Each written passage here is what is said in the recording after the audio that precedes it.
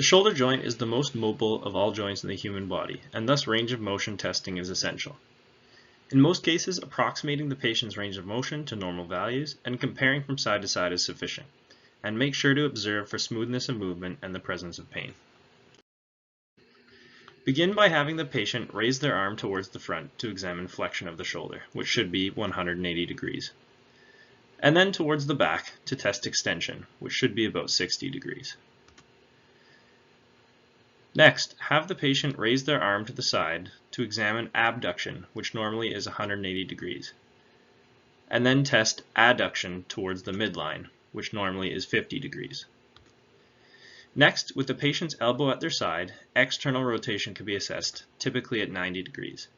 Finally, have the patient place their hand to their abdomen or behind their back to test internal rotation, which is normally 80 degrees.